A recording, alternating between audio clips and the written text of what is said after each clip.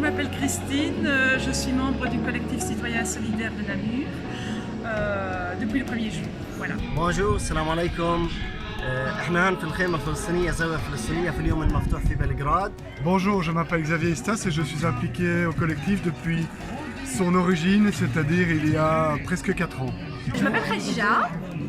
Bonjour, je suis collaboratrice ici au centre Croix-Rouge de Belgrade et aujourd'hui on a un événement annuel, c'est notre journée porte ouverte voilà, où chaque communauté va présenter un petit peu à travers son stand sa culture, un petit peu son culinaire aussi, donc on va découvrir la culture de tout le monde. Aujourd'hui, en plus, ça tombe en même temps que la journée porte ouverte de la Croix-Rouge, puisqu'il y a eu la journée des réfugiés avant-hier.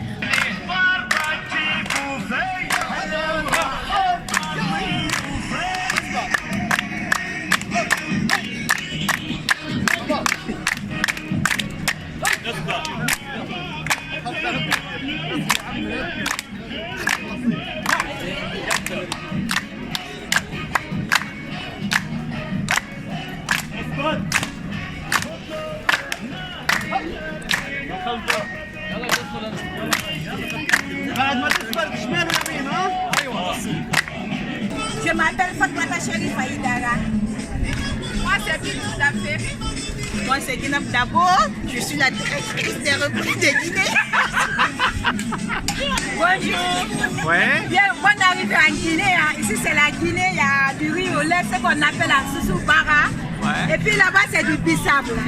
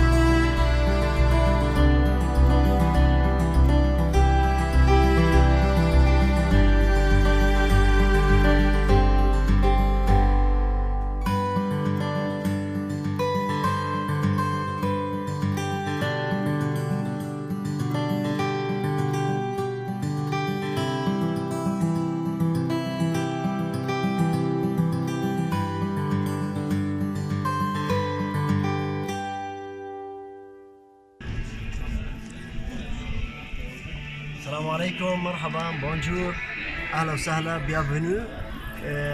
احنا اليوم باليوم المفتوح في سنتر بلغراد في مدينة نامور.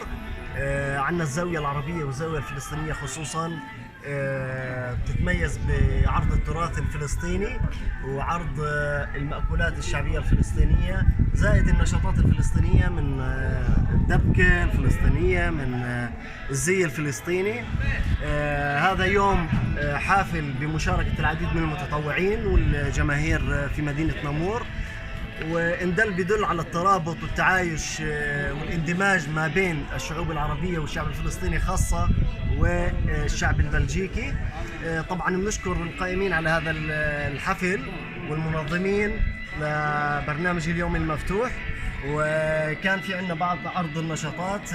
لحتى الآن ما بلشنا في عرض النشاطات بتاعتنا لأنه حيبلش يوم الساعة 3 إن شاء الله اليوم. بتمنى حضور الجميع.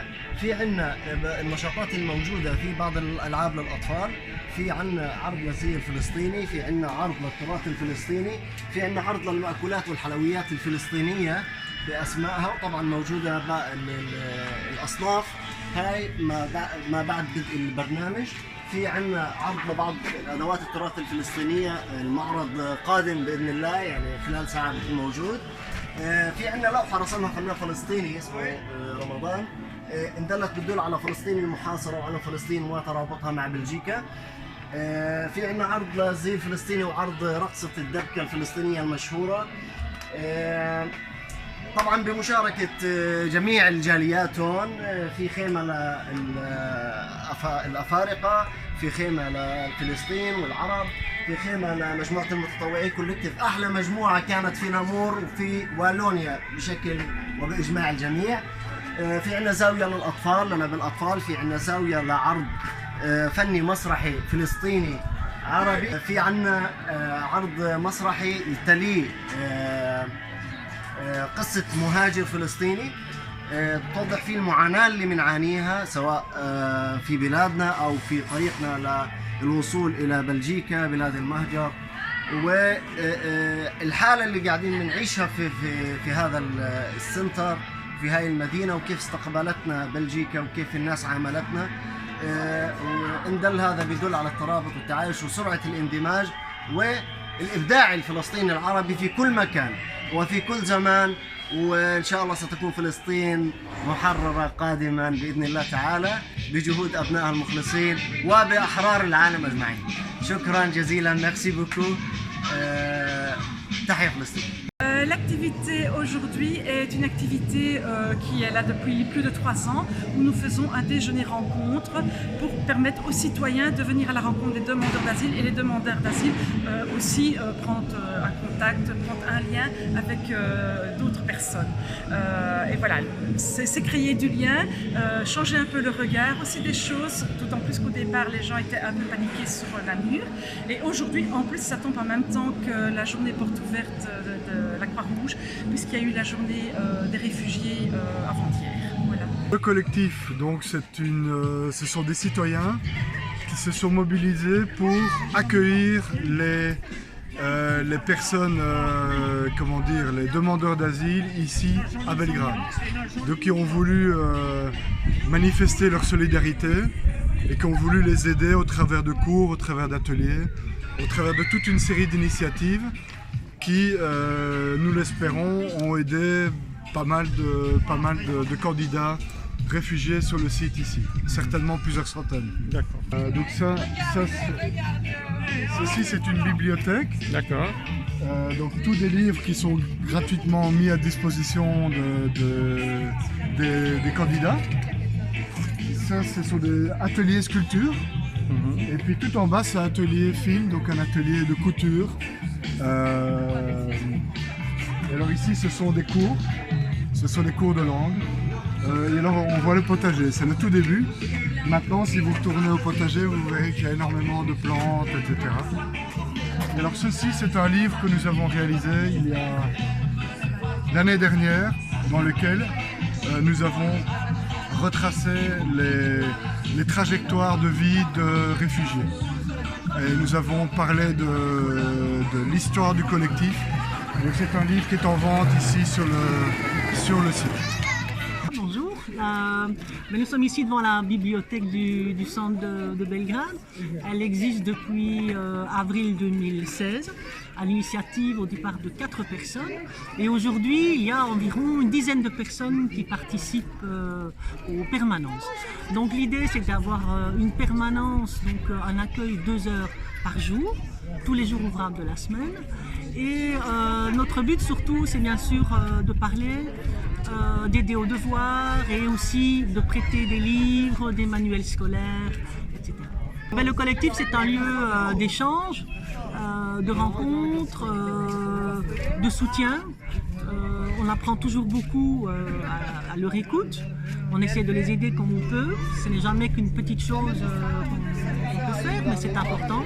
Et on est très... Je ne sais plus ce qu'il doit dire.